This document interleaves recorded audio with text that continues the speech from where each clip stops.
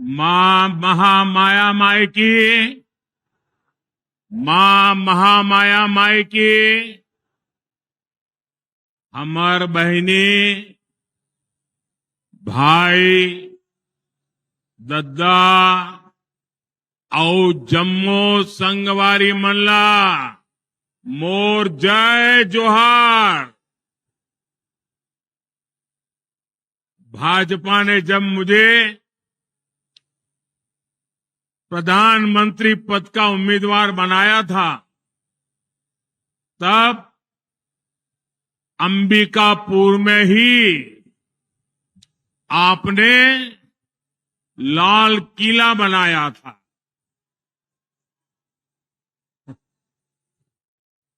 और जो कांग्रेस का इकोसिस्टम है, आए दिन मोदी पर हमला करने के लिए जगह ढूंढते रहते हैं। उस पूरी टोली ने उस समय मुझ पर बहुत हमला बोल दिया था। ये लाल किला कैसे बनाया जा सकता है, अभी तो प्रधानमंत्री का चुनाव बाकी है और ये लाल किले का दृश्य बना करके वहां से सभा कर रहे, कैसा करते, यानी तूफान मचा दिया था। बात का बवंडर बना दिया था। लेकिन आपकी सोच से वही मोदी लाल किले पर पहुंचा और राष्ट्र के नाम संदेश दिया। और आज अंबिकापुर ये क्षेत्र फिर वही आशीर्वाद दे रहा है। फिर एक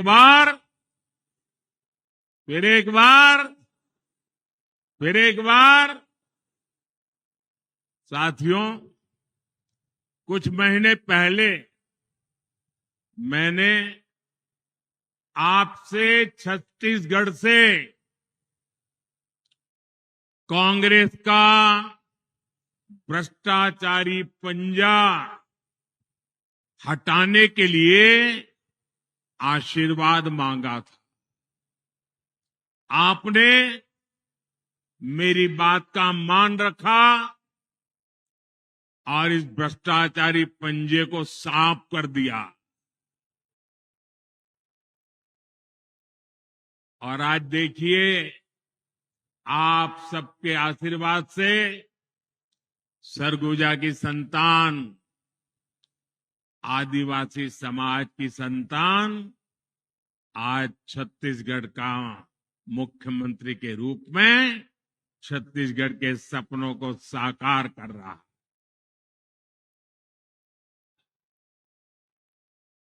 और मेरे अनन्य साथी भाई विष्णु जी विकास के लिए बहुत तेजी से काम कर रहे हैं।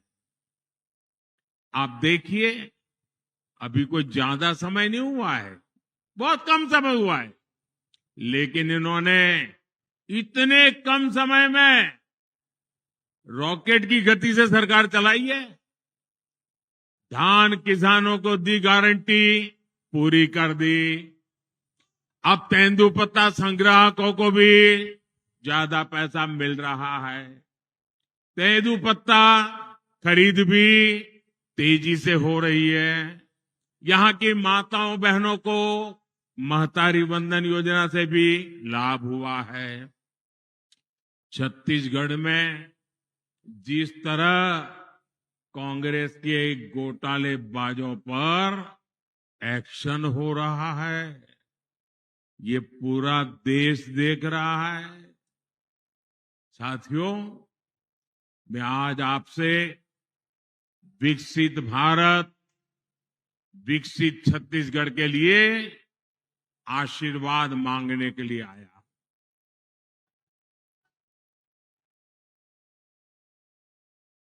जब मैं विकसित भारत कहता हूं तो कांग्रेस वालों का और दुनिया में बैठी कुछ ताकतों का माथा गर्म हो जाता है। अगर भारत शक्तिशाली हो गया तो कुछ ताकतों का खेल ही बिगड़ जाएगा। आज अगर भारत आत्मनिर्भर बन गया तो कुछ ताकतों की दुकान बंद हो जाएगी।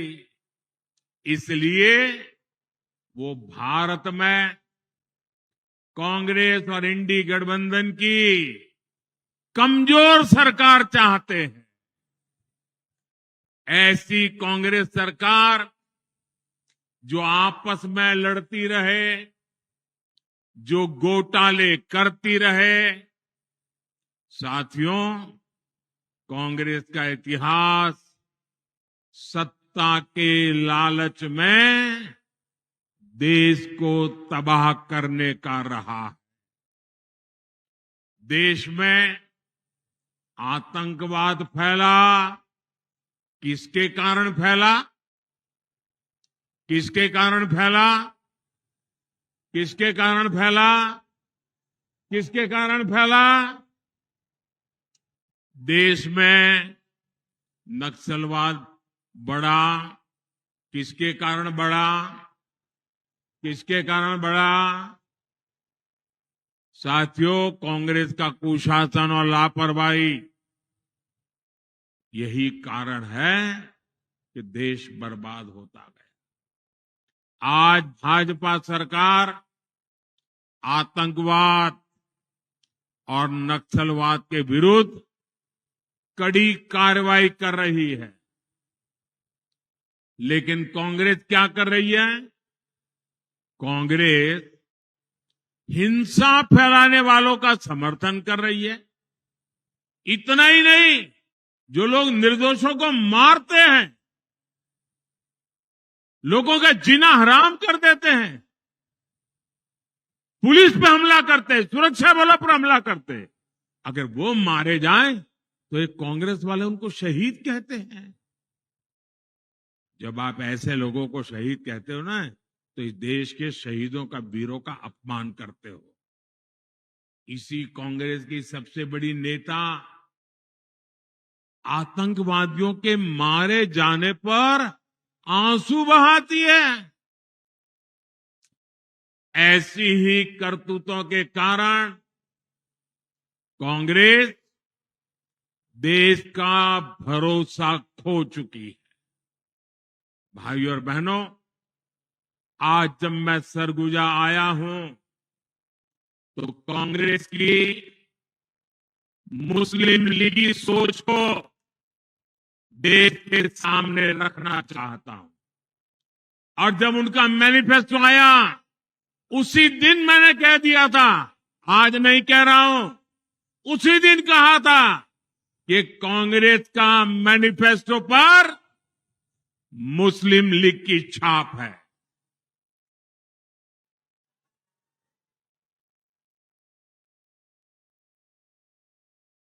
साथियों, जब संविधान बन रहा था, काफी चर्चा विचारणा के बाद देश के सभी बुद्धिमान लोगों के चिंतन मनन के बाद बाबा साहब आंबेडकर के नेतृत्व में ये तय किया गया था कि भारत में धर्म के आधार पर आरक्षण नहीं होगा। आरक्षण होगा तो मेरे दलित भाई बहनों के लिए होगा, मेरे आदिवासी भाई बहनों के लिए होगा, लेकिन धर्म के नाम पर आरक्षण नहीं होगा। लेकिन वोट बैंक की भूखी कांग्रेस ने कभी इन महापुरुषों की बातों की परवाह नहीं की, संविधान की पवित्रता की परवाह नहीं की, बाबा साहब आंबेडकर के शब्दों की परवाह नहीं की। कांग्रेस ने बरसों पहले आंध्र प्रदेश में धर्म के आधार पर आरक्षण देने का प्रयास किया था। फिर कांग्रेस ने इसको पूरे देश में लागू करने की योजना बनाई। इन लोगों ने धर्म के आधार पर 15% आरक्षण की बात कही और ये भी कहा कि एससी, एसटी, ओबीसी का जो कोटा है उसी में से कम करके, उसी में से चुरा करके ये धर्म के आधार पर कुछ लोगों को आरक्षण दिया जाए। 2009 के अपने घोषणा पत्र में कांग्रेस ने यही इरादा भी जताया। 2014 के कांग्रेस के घोषणा पत्र में भी इन्होंने साफ साफ कहा था कि वो इस मामले को कभी भी छोड़ेंगे नहीं। मतलब धर्म के आधार पर आरक्षण देंगे, अगर दलितों का, आदिवासियों का आरक्षण कट करना पड़े तो करेंगे। कई साल पहले कांग्रेस ने कर्नाटका में धर्म के आधार पर आरक्षण लागू भी कर दिया था।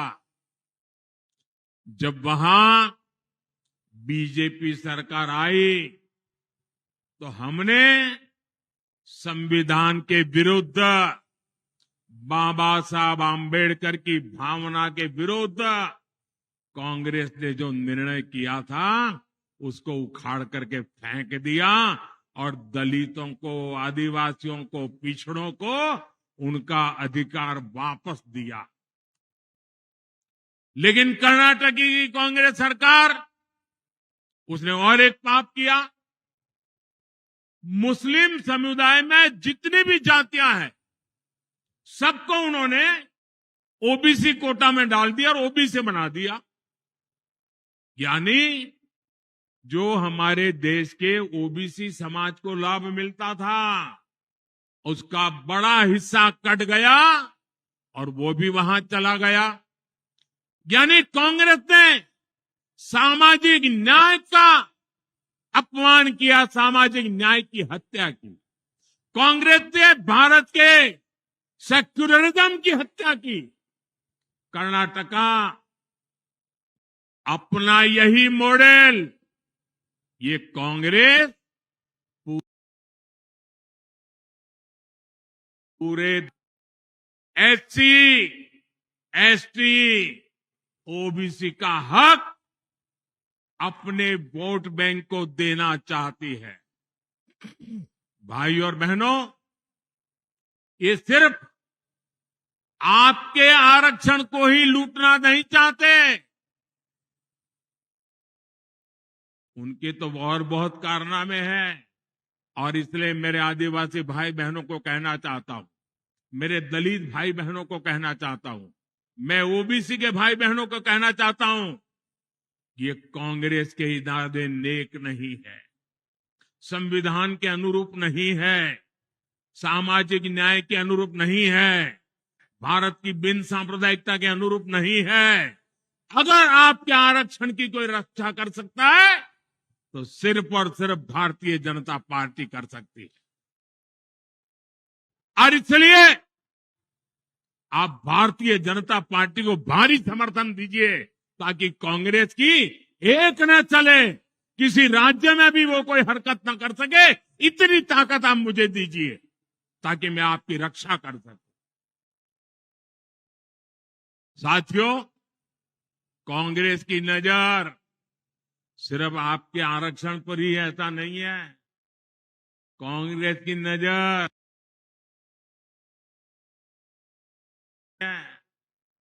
कांग्रेस की नजर आपकी कमाई पर, आपके मकान, दुकान, खेत, खलिहान पर भी है। कांग्रेस के शाहजादे का कहना है कि ये देश के हर घर, हर अलमारी, हर परिवार की संपत्ति का एक्सरे करेंगे। हमारी माताओं बहनों के पास जो थोड़ा बहुत स्त्री धन होता है, गहने जेवर होते हैं, कांग्रेस उनकी भी जांच कराएगी। यहां सरगुजा में तो हमारी आदिवासी बहनें चंदवा पहनती है, हंसूली पहनती है, हमारी बहनें मंगलसूत्र पहनती हैं। कांग्रेस ये सब आपसे छीनकर वो कहते हैं हम इक्वली डिस्ट्रीब्यूट कर देंगे। अब आपको मालूम है ना वो किसको देंगे? मालूम है ना किसको देंगे? आपसे लूट करके किसको देंगे मालूम है ना? मुझे कहने की जरूरत है क्या? क्या ये पाप करने देंगे क्या आप? और कहती है कांग्रेस सत्ता में आने के बाद ही वो एक के बाद ऐसे क्रांतिकारी कदम उठाएगी। अरे ये सपने मत देखो, देश की जनता आपको ऐसा मौका नहीं देगी। साथियों, कांग्रेस पार्टी के खतरनाक इरादे एक के बाद एक खुलकर सामने आ रहे। शाही परिवार के शाहजादे के सलाहकार, इस शाही परिवार के शाहजादे के पिताजी के भी सलाहकार, उन्होंने कुछ समय पहले कहा था, और ये परिवार उन्हीं की बात मानता है। उन्होंने कहा था कि हमारा देश का जो मिडिल क्लास है, मध्यम वर्गीय लोग हैं, जो मेहनत करके कमाते हैं, उन्होंने कहा उन पर ज्यादा टैक्स लगना चाहिए। ये इन्होंने पब्लिकली कहा है। अब ये लोग उससे भी एक कदम आगे चले गए हैं। अब कांग्रेस का कहना है कि वो इनहेरिटेंस टैक्स लगाएगी। माता पिता से मिलने वाली विरासत पर भी टैक्स लगाएगी। आप जो अपनी मेहनत से संपत्ति जुटाते हैं, वो आपके बच्चों को नहीं मिलेगी, बल्कि कांग्रेस सरकार का पंजा उसे भी आपसे छीन लेगा। यानी कांग्रेस का मंत्र है कांग्रेस की लूट। कांग्रेस का मंत्र है कांग्रेस की लूट, जिंदगी के साथ भी और जिंदगी के बाद भी। जब तक आप जीवित रहेंगे, कांग्रेस आपको ज्यादा टैक्स से मारेगी, और जब आप जीवित नहीं रहेंगे तो आप पर इनहेरिटेंस टैक्स का बोझ लाद देगी। जिन लोगों ने पूरी कांग्रेस पार्टी पैतृक संपत्ति मानकर अपने बच्चों को दे दी, वो लोग नहीं चाहते कि एक सामान्य भारतीय अपने बच्चों को अपनी संपत्ति दे। भाइयों बहनों, हमारा देश संस्कारों से, संस्कृति से उपभोक्तावादी देश नहीं है। हम संचय करने में विश्वास करते हैं, संवर्धन करने में विश्वास करते हैं, संरक्षित करने में विश्वास करते हैं। आज अगर हमारी प्रकृति बची है, पर्यावरण बचा है, तो हमारे इन संस्कारों के कारण बचा है। हमारे यहां घर में बूढ़े माँ बाप होंगे, दादा दादी होंगे, उनके पास एक छोटा सा भी गहना होगा ना, अच्छी एक आध चीज होगी, तो संभाल करके रखेगी, खुद भी पहनेगी नहीं। क्यों? वो सोचती है मेरी पोती की जब शादी होगी तो मैं उसको दूंगी, मेरी नाती की जब शादी होगी तो मैं इसको दूंगी। यानी तीन पीढ़ी का सोच करके वो खुद अपना हक भी नहीं भोगती, वो बचा के रखती हैं ताकि अपने नाते नाती को भी दे सके। ये मेरे देश का स्वभाव है। मेरे देश के लोग कर्ज कर करके जिंदगी जीने के शौकीन लोग नहीं है। मेहनत करके जरूरत के हिसाब से खर्च करते हैं और बचाने के स्वभाव के हैं। ये भारत के मूलभूत चिंतन पर, भारत के मूलभूत संस्कार पर ये कांग्रेस पार्टी कड़ा प्रहार करने जा रही है।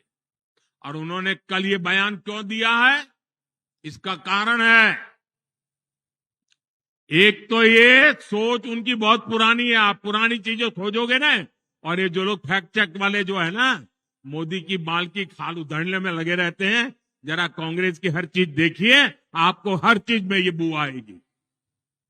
मोदी के बाल की खाल उधेड़ने में टाइम खराब मत करो।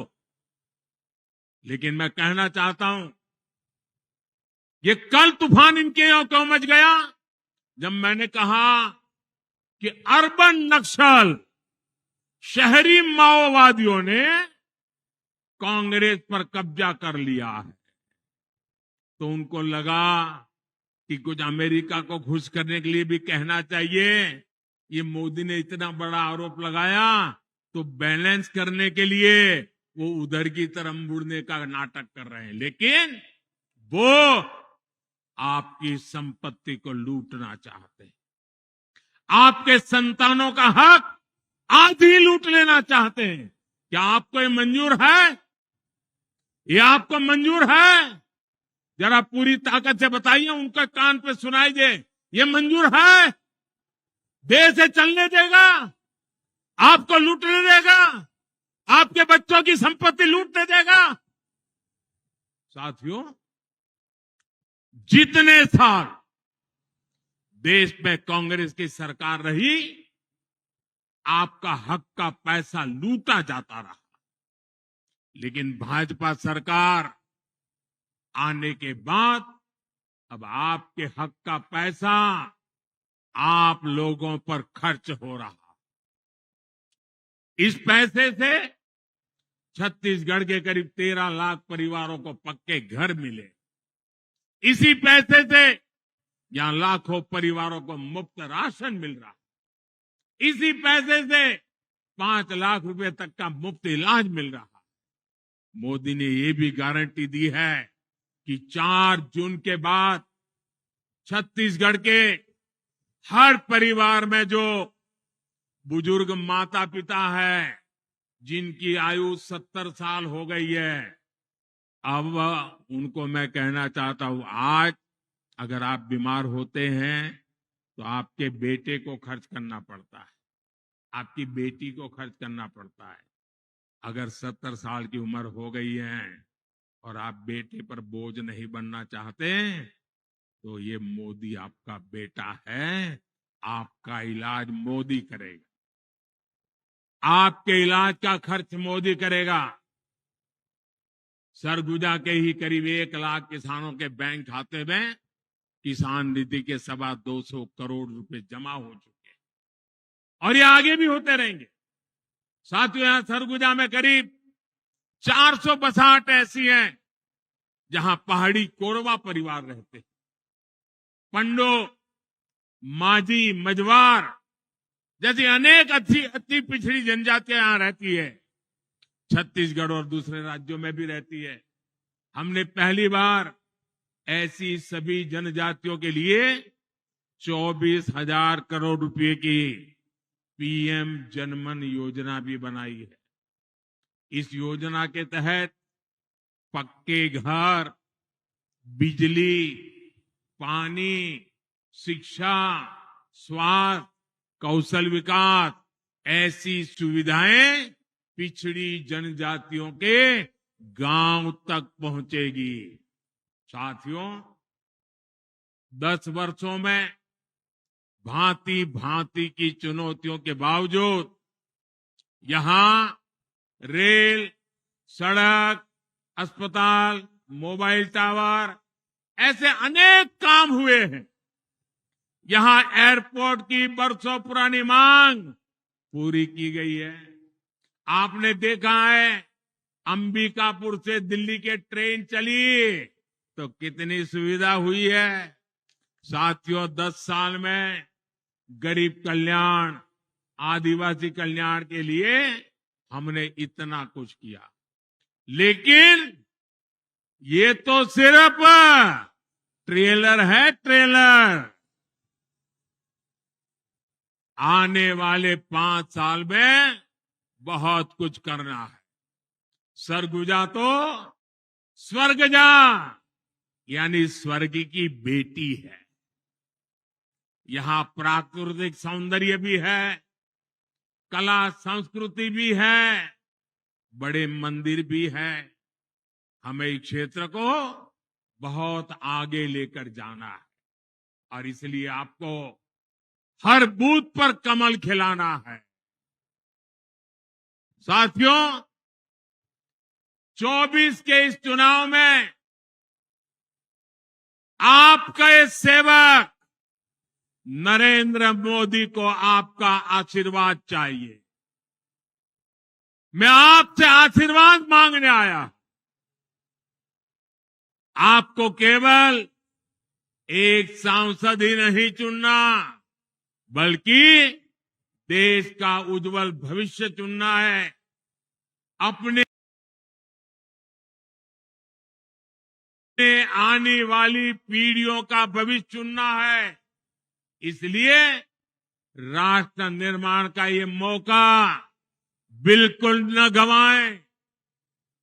गर्मी हो, शादी ब्याह का अवसर हो, खेत में कोई काम निकला हो, रिश्तेदार के यहां जाने की जरूरत पड़ गई हो, इन सब के बावजूद भी मतदान के दिन कुछ समय ये आपके सेवक मोदी के लिए निकालिए। भारत के लोकतंत्र के निकालिए, भारत के उज्जवल भविष्य के लिए निकालिए, आपके बच्चों की गारंटी के लिए निकालिए और मतदान अवश्य करें। अपने बूथ में सारे रिकॉर्ड तोड़ने वाला मतदान हो, इसके लिए मैं आपसे प्रार्थना करता हूं। और मेरा आग्रह है, पहले मतदान फिर जलपान। हर बूथ में मतदान का उत्सव होना चाहिए, लोकतंत्र का उत्सव होना चाहिए। गाजे बाजे के साथ लोकतंत्र जिंदाबाद, लोकतंत्र जिंदाबाद करते करते मतदान करना चाहिए। और मैं आपको वादा करता हूं, भाइयों बहनों, मेरे लिए आपका एक एक वोट ये सिर्फ वोट नहीं है, मेरे लिए ईश्वर रूपी जनता जनार्दन का आशीर्वाद है। यह आशीर्वाद परमात्मा से कम नहीं है, यह आशीर्वाद ईश्वर से कम नहीं है।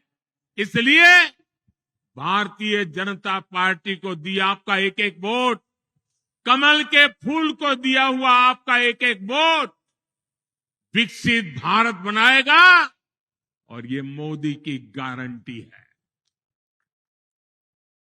कमल के निशान पर आप बटन दबाएंगे, कमल के फूल पर आप वोट देंगे, तो वो सीधा वोट मोदी के खाते में जाएगा, वो वोट सीधा मोदी को मिलेगा। भाइयों और बहनों, 7 मई को चिंतामणि महाराज जी को भारी मतों से जिताना है। मेरा एक और आग्रह है, आप घर घर जाइएगा और कहिएगा, मोदी जी ने जो हार कहा है, कहेंगे? मेरे साथ बोलिए, भारत माता की, भारत माता की, भारत माता की। बहुत बहुत धन्यवाद।